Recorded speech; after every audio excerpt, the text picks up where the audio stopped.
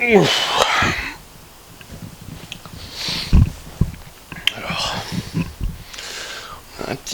un petit peu beaucoup picolé hier soir. Et je vous propose d'assister en direct live le réveil de Didi Chandoudoui bourré. Et vous voyez, il est en train de décuver sur ce canapé. Modeste canapé. Voilà. Il est colère et ça, je pense que ça peut être drôle de filmer ça. Voilà.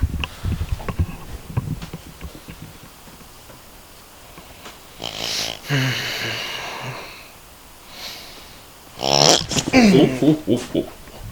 Putain. Oh, le spécimen n'est pas content. Bah alors, on est un peu bourré. Qu'est-ce que tu branles là? Alors je te réveille, même si tu es réveillé difficile, je te réveille parce qu'on doit nourrir les canards. On avait dit qu'on ferait ça hier. Non. Bah, on était bourré mais on l'a dit. Non. Si. Non, tu me casses les couilles là. Oh Putain. La petite chochotte ne pas nourrir les canards. N'a pas d'argent pour acheter de pain de toute façon. Eh ben... Non, là tu m'énerves. Oh, mais je te proposais de faire un 5 théories pour qu'on ait des sous. Pour nourrir les canards, tes abonnés sont contents, tout le monde est content. Pour ce petit canard. Putain, pas envie de faire de 5 théories là. Oh. Ah, mais putain, mais d'où tu filmes là? Putain, je me réveille et tu me filmes. Oh, vas-y, c'est drôle, oh là là. Regardez comment il tire la gueule. Lâche ça là, putain. Non là, casse les couilles.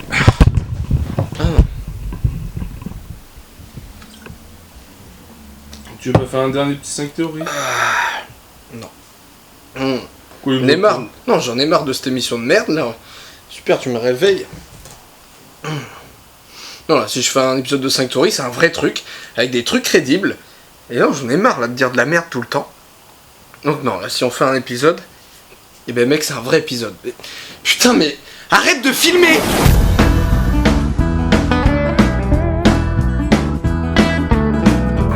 Le Père Noël, personne ne sait s'il existe réellement ou non. Mais entre nous, pourquoi n'existerait-il pas? Parce qu'il a des capacités hors du commun.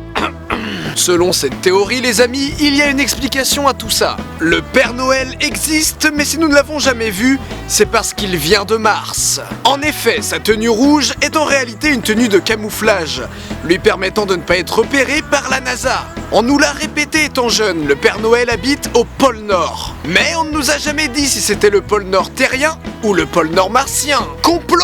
Ce n'est pas tout. Le 25 décembre 1920 naît Noël Howard, un réalisateur américain. 25 décembre, Noël, les Babyloniens avaient-ils raison? Depuis le début, le Père Noël semble pouvoir se réincarner. D'ailleurs, ce réalisateur a réalisé un film du nom de D'où viens-tu, Johnny? Mais qui est ce Johnny? Est-ce un message codé que seuls les Aztèques pouvaient comprendre? Mais je suis là, moi. Pas très sobre, mais je suis là quand même. Johnny Hallyday a composé une chanson en 1973 du nom de Noël interdit. Coïncidence? Oui. Faut pas aller chercher trop loin. Maintenant qu'on sait que le Père Noël peut se réincarner, cela explique comment il fait pour nous délivrer des cadeaux. Depuis plusieurs centaines d'années, sur tout le globe, le Père Noël, c'est en fait plusieurs personnes qui vivent sur Mars. Des Martiens, exactement. Si le Père Noël s'habille aussi chaudement, c'est parce qu'il fait froid sur Mars. Et on se demande souvent pourquoi il porte une grosse barbe. La raison est simple, il n'y a pas de rasoir sur Mars. Vous en doutez? Réellement? La NASA le confirme, aucun rasoir sur la planète rouge. Cette théorie est crédible, peut-être même un peu trop crédible. Surtout que le 25 décembre 1920, c'est la naissance du Parti communiste français au congrès de Tours. La couleur du communisme, c'est le rouge, comme le Père Noël. Et ce parti est né un 25 décembre, jour où les Pères Noël étaient sur Terre. Conclusion, le Père Noël est en fait un groupe de personnes communistes. Et c'est pour ça qu'ils nous offrent des cadeaux, ils partagent en fait leurs biens. Bien. Les ovnis sont des extraterrestres. Quelle belle connerie. Encore un coup du gouvernement pour nous éloigner de la vérité. Ces objets non identifiés seraient, selon une théorie populaire, des baleines. Aristote le disait déjà il y a 25 millions d'années, mais c'est Einstein, avant-hier, qui popularisa cette hypothèse. Selon lui, les baleines peuvent voler. Le mot baleine est composé de deux mots, balle et laine. Ce concept de trouver plusieurs mots dans un autre s'appelle le langage des oiseaux. Les oiseaux volent. Du hasard, vous pensez? Non, parce que les baleines volent aussi. Gojira, groupe de métal très influent en France, composa une chanson Fly Whales, soit les baleines volantes dans l'album From Mars to Sirius. Est-ce là aussi un hasard que le bassiste du groupe ait quitté la formation un an avant la sortie de l'album? Non. Il a eu peur de dire la vérité. Les tsunamis seraient en réalité provoqués par des centaines de baleines qui plongent dans l'océan après un vol plané. Et cette théorie scientifique sérieuse est de plus en plus acceptée auprès des grands savants. D'ailleurs, la baleine est aussi le nom d'une constellation, comme Orion. Orion, qui est aussi une chanson de Metallica, du métal là encore. Orion, pour les Sumériens, ressemblait plutôt à un mouton. Les moutons sont réputés pour quoi? Leur laine, un des mots qui compose baleine. Mais pas besoin d'aller plus loin, les plus intelligents d'entre vous savent déjà où je vais en venir. Mouton en anglais se dit ship, et ship en anglais peut dire bateau. Un bateau se trouve sur l'océan, là où les baleines sont si elles ne volent pas. On vient donc de démontrer par A plus B que les baleines peuvent voler, par un théorème très simple en plus, et que le gouvernement nous ment. Encore une fois.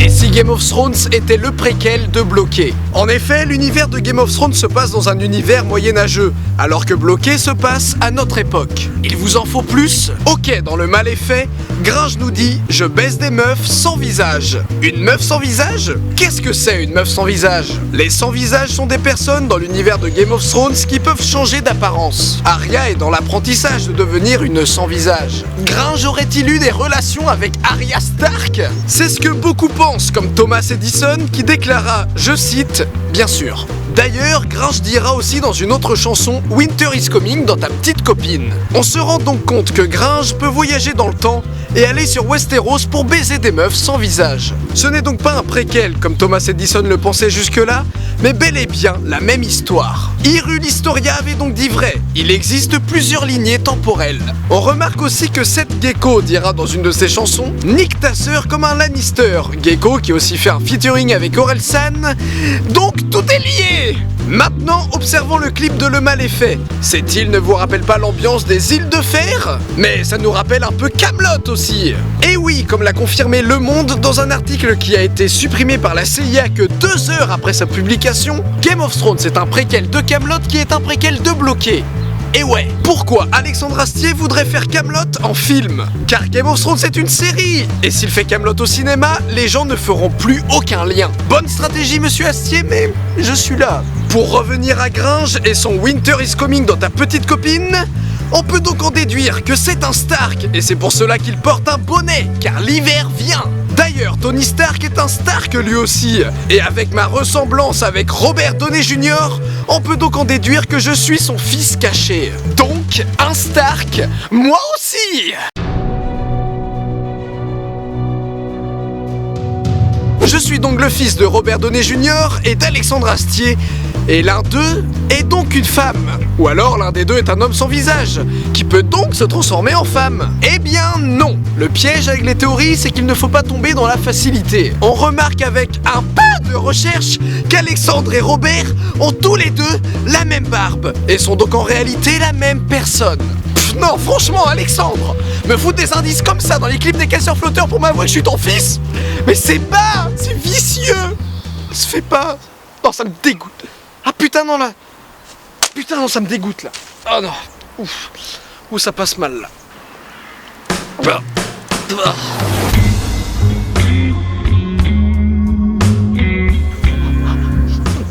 Selon une théorie vieille comme le monde, mon vomi serait beau. C'est une très vieille prophétie égyptienne qui mettait mon vomi en valeur et qui affirmait que ma gerbe serait élégante.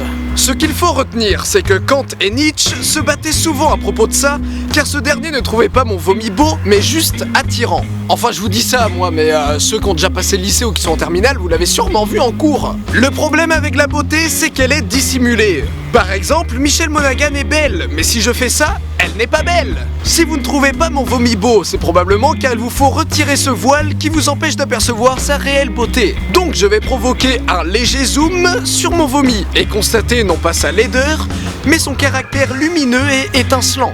La beauté est subjective, bien sûr, mais pas pour mon vomi. Quand on fusionne la Bible, le Coran et la notice du Monopoly, et qu'on met tous les mots à l'envers, nous pouvons trouver au verset 157 alinéa casse départ: béni soit le vomi de Didi Chandouidoui, que Dieu a créé pour qu'il demeure contemplé par le commun des mortels.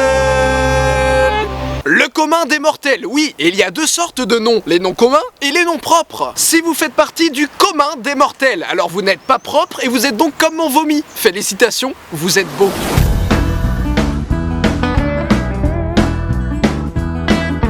Pour beaucoup de cultures, religions, légendes, certaines sciences, certaines philosophies, la réincarnation est ce qui nous attend après notre mort. La réincarnation désigne un processus de survivance après la mort par lequel un certain principe immatériel et individuel, âme, substance vitale, conscience individuelle, énergie, esprit, accomplirait des passages de vie successifs dans différents corps. Attention à ce que je vais te dire, ouais, toi là qui regarde cette vidéo, parce que c'est ouf! Tu es déjà mort plus d'1 million de fois depuis le début de l'humanité, mais tu t'es toujours réincarné. Pour certaines cultures, tu peux te réincarner dans le passé. Vois-tu où je veux en venir? Le jour où tu vas mourir, tu vas peut-être décider de te réincarner le 27 mars 1994, la date où je suis né. Et donc, pour cette théorie, je suis toi. Si tu fais ça depuis l'aube de l'éternité, alors il se peut que ta mère soit toi, ton père soit toi, tes potes soient toi, ton chat soit toi. Donc en fait, tu te serais auto-baisé pour t'accoucher de toi-même. Ouais? Ça t'est jamais arrivé de te dire que chaque accident ou chaque événement triste dans ta vie t'ont apporté du sens plus tard? Probablement car tu te l'es infligé toi-même, car ça allait te faire comprendre quelque chose plus tard, ou te rendre plus fort. Tu t'es jamais dit devant un film ou un bouquin: oh, j'aurais trop pu l'inventer! Ou si tu dessines, tu t'es jamais dit: oh, ce mec ou cette fille dessine trop comme moi! Ou si tu joues d'un instrument en écoutant un album, tu t'es jamais dit: merde, j'avais la même idée de mélodie! Bah ouais, normal que t'avais la même, vu que t'avais vraiment la même, vu que ce gars est toi. Tu es seul sur Terre! Les sentiments de déjà-vu, ce sentiment d'être complet quand tu es avec celui ou celle que tu aimes, peut-être bien que tout le monde est toi. Mais tout le monde a grandi différemment dans des circonstances différentes selon le moment où tu as voulu te réincarner, et sont donc différents de ton toi présent. Mais toi quand même! En gros, quand tu parles à un proche, tu te parles à toi-même! Mais toi, t'es moi ou moi je suis toi? Les deux! D'ailleurs, en ce moment, tu regardes une vidéo de toi-même. Mais peut-être que je suis ton toi de ta prochaine vie. Ou ton toi d'une existence que tu as vécue il y a 1000 ans. On sait pas, on sait juste que cette théorie est vraie. Et ouais. Mec, ça a aucun sens, mais ça me fait grave flipper. Je pense que c'est l'heure d'aller se recoucher, là. Allez, sur ce, tu peux t'abonner à toi-même pour que je puisse nourrir les canards. Enfin, tu puisses nourrir les canards, mais de toute façon, ces canards sont toi.